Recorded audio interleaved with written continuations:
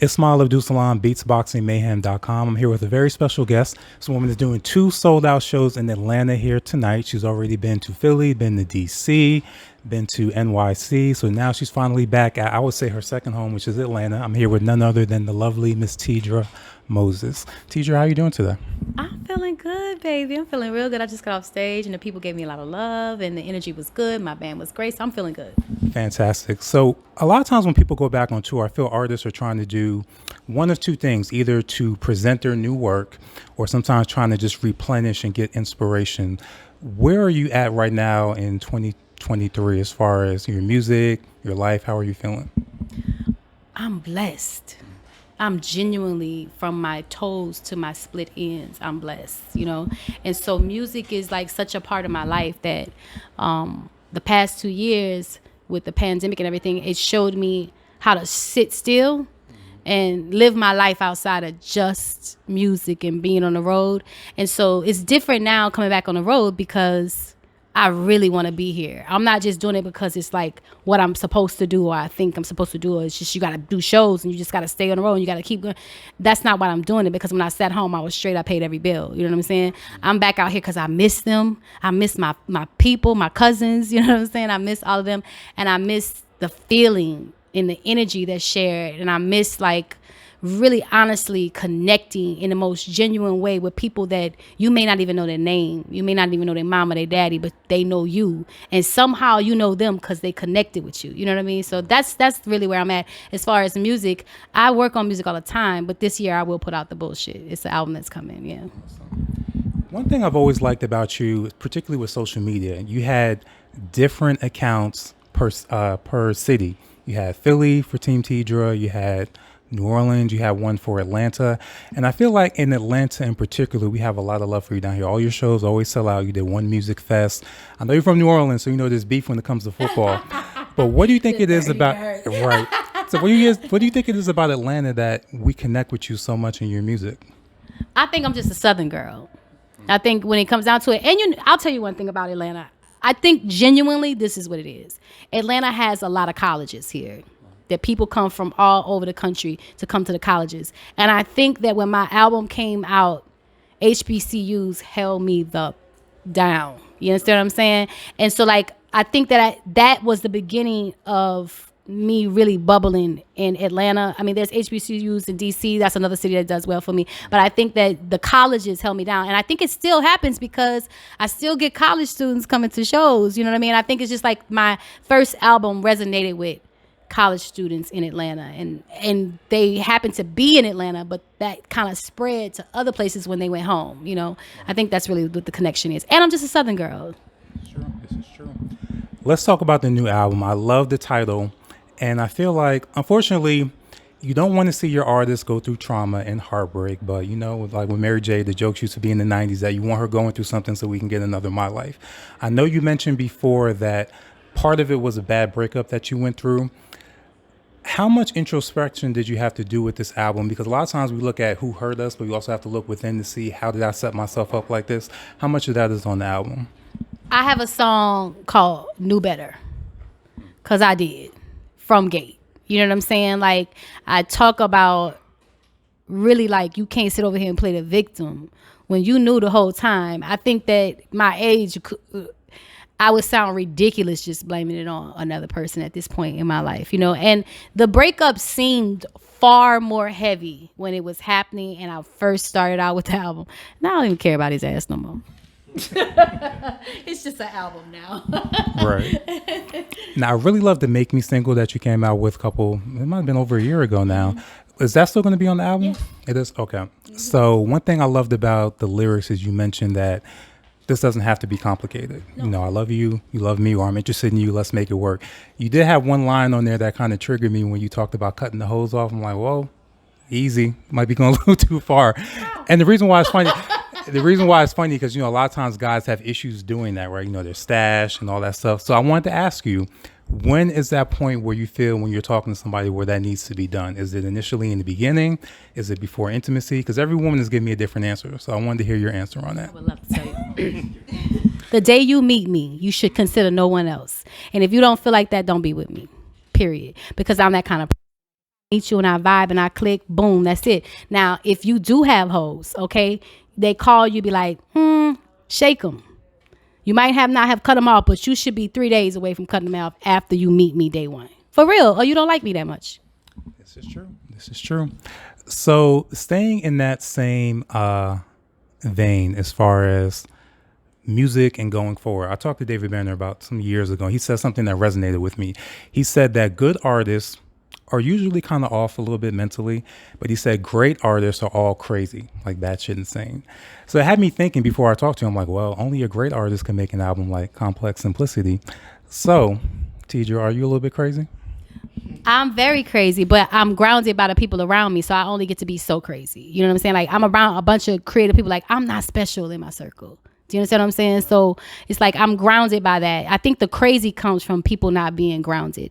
I'm nutter butters. I'm really, really crazy. But I'm grounded by my children who are brilliant, by my best friends who are like fashion people that are brilliant. I have friends that do so many different things that they're so brilliant. So maybe my crazy doesn't stand out so much because I'm around probably other really crazy people, but we're humble. And I think the crazy comes when the true crazy comes when you lose your humility. You know what I'm saying? So like, because I'm so humble, I can be like, damn bitch, you being crazy right now. You know what I mean? And stop myself. Like, I remember last time I was here, I was so stressed out. I was dealing with a boy, the one I wrote the bullshit about.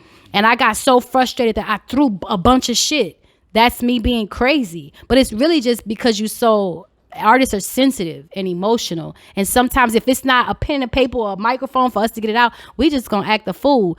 But if we have the moments where we can just like kind of like channel that into some type of music, we'll be okay. I think that people get away with shit talking about geniuses are crazy. I think it's bullshit. I think you should be humble. We all crazy. You crazy. Everybody crazy. But we should be humble enough to not let our crazy spill over into other people. So I don't really buy that. I think you don't have to be like ridiculously crazy to be dope. I think you got to be some kind of crazy, but not ridiculously crazy. Got it. That leads me to, as far as I remember years ago, you're one of my first interviews when I first got into media. I was with Did you have all this then? It was on the phone too, but no, I didn't have all this.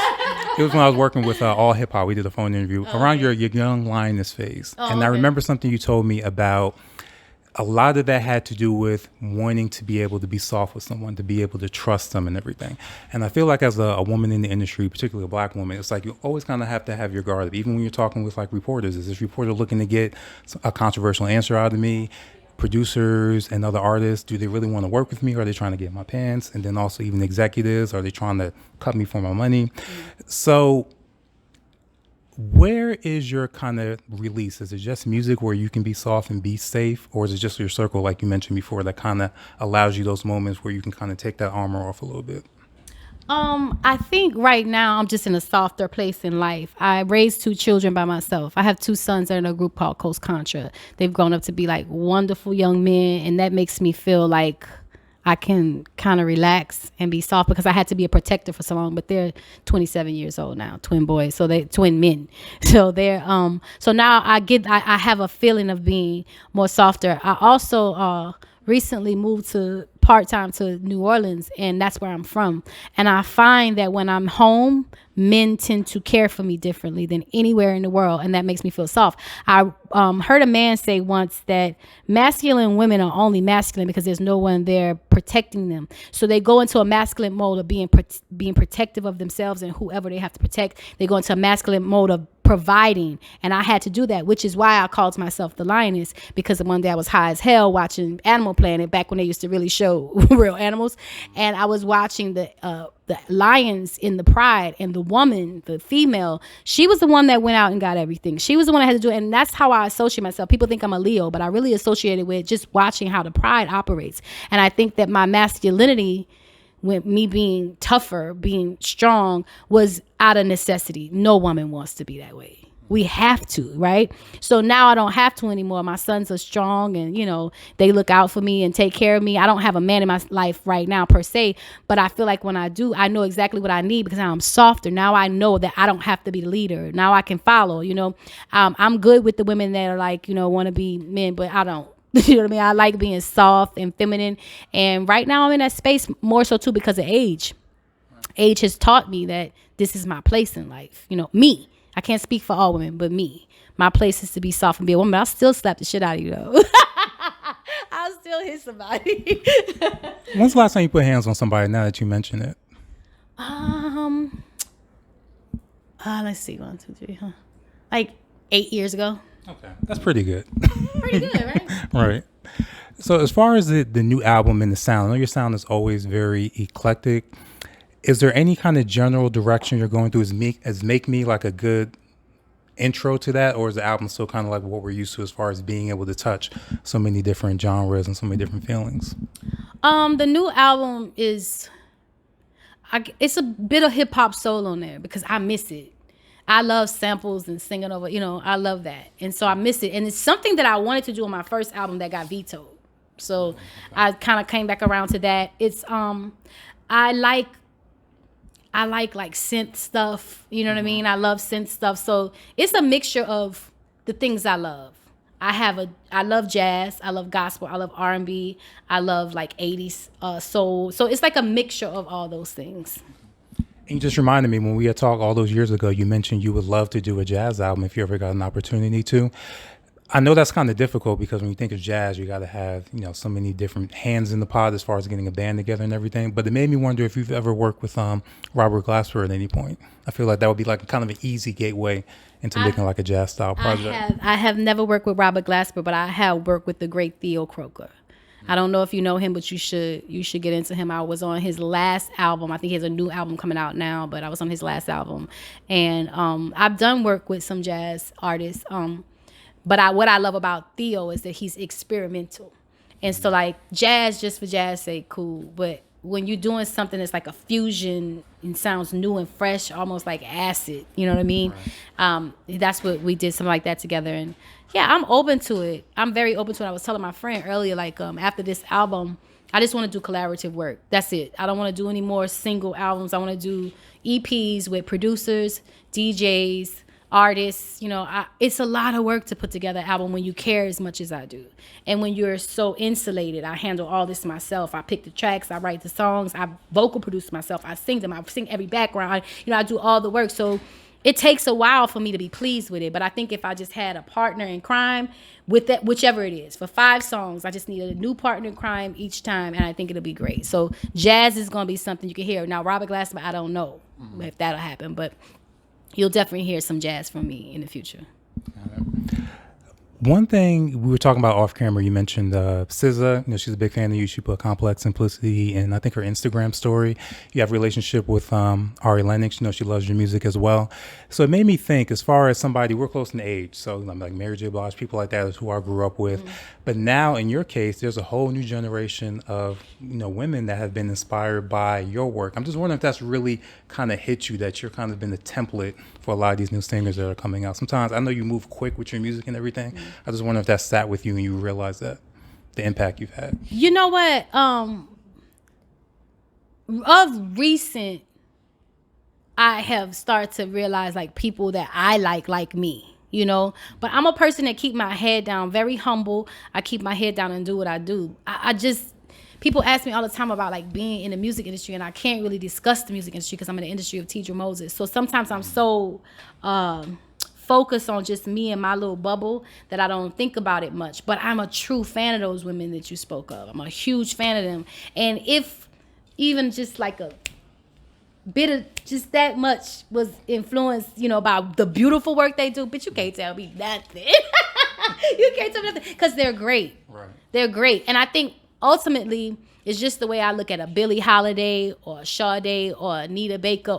I look at them the same way. I don't think the time that you come out has anything to do with it. I think that if you genuinely, it's like real recognize real. Mm-hmm. If you genuinely, love music and love good music and good writing and good songs, then you're gonna appreciate, that. And I think those ladies do that. And I think that sometimes I don't think much about how I influence, but just as probably that conversation we were just having, when I think about it, if I just had a drop to do with that, because Mary had to do with me and Faith had to do with me and Anita Baker had to do with me and Sade, you know what I mean? So like, if I have anything to do with it, I'm very grateful.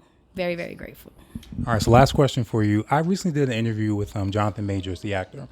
You And so fine. I'm about to go into that. That man fine as hell, Lord. So, he's in great shape and everything. And when I was talking with him, being up close, and I was like, okay, I get it now. Because the way he carries himself is kind of like Paul Robeson, Sidney Poitier, kind of like that refined, comfortable, royal kind of black man, right? So now being next to you and kind of getting your aura, you're reminding me of kind of like Felicia Rashad, Diane Carroll, that type of energy. So I wonder if you always had that kind of spirit, or has that been refined through your music over the years? My mother raised us with class, as ratchet as I am. You know what I'm saying? I think that the term is sophisticated is what I am, because I'm going to curse like a sail and all these things, but I never make it unladylike because that just wasn't allowed, So I think there was a part of me that has just always been a bit, I'm going to be classy, but I can make the ratchet girls feel comfortable. I can make the classy bougie girls feel comfortable. I can make them all come together and in a function together because I have all that in me. I don't look up or down to anyone. I only look across. So I think that that's the thing. It's not that I'm like all super hella sophisticated, but there is sophistication in me. It's not like I'm low life ratchet, but there is ratchet in me. And I think, like Miss Shaka Khan said, I embody a lot of women. I'm every woman. You know what I mean? So I think that's the thing more so than anything. I don't never want to be the woman that people look up to like they have to reach. Nah, I'm right here. I'm right across from you. I'm your homegirl. I'm your auntie. I'm your whatever. So that's how I want to come across. But that part of me, I think, has always been there.